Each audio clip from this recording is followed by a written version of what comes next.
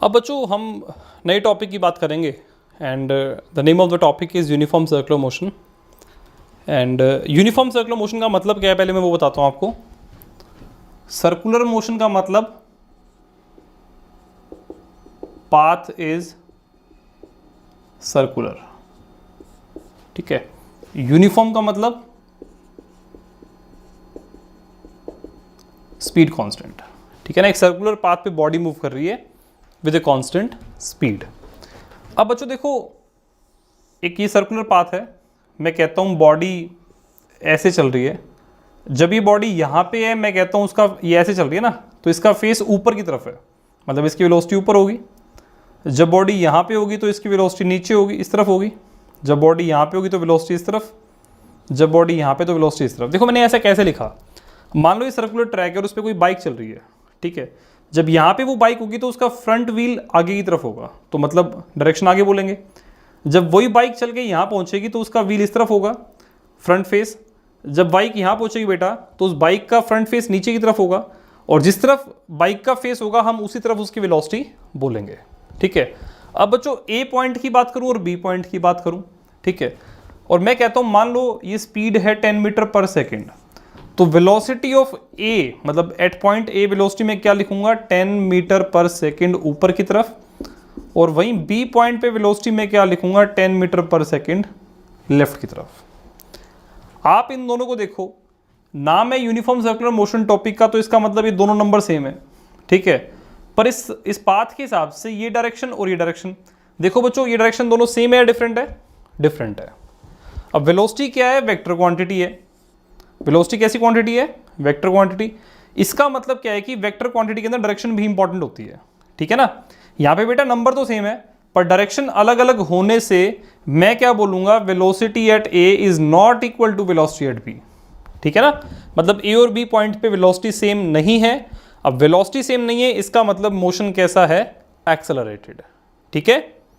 तो ये बहुत इंपॉर्टेंट क्वेश्चन आता है कि भाई बताओ यूनिफॉर्म सर्कुलर मोशन एक्सेलरेटेड है या नहीं है, तो उसका आंसर होगा एक्सेलरेटेड है। वाई?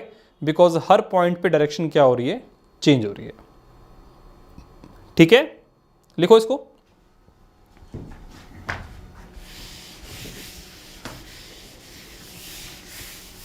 बच्चों इसके अंदर अगर मान लो स्पीड निकालनी आ भी जाए तो स्पीड को मैं 2 पाई आर बाय टी से सॉल्व कर दूंगा।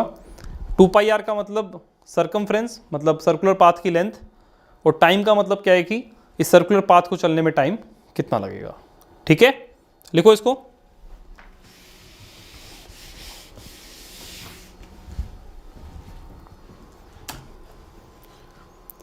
तो बच्चों ये वही पॉइंट जो हमने डिस्कस करे हैं, speed is constant but direction keeps on changing, इसलिए वेलोसिटी चेंज होगी। मोशन को एक्सेलरेटेड बोलेंगे कब? जब उसकी वेलोसिटी चेंज होगी। Velocity is a vector quantity जिसको हम डायरेक्शन या मैग्नीट्यूड दोनों में से कुछ भी चेंज कर सकते हैं।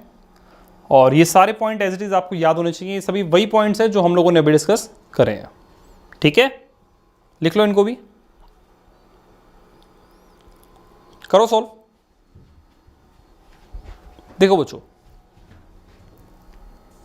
ये एक सर्कुलर ऑर्बिट दे रखा है जिसका रेडियस आर है, यहां पे तो रेडियस गिवन है, और मैं कहता हूं कि इस सर्कुलर ऑर्बिट पे इस बॉडी को यहां से यहां तक चलने में जो टाइम लगता है टी है, ठीक है।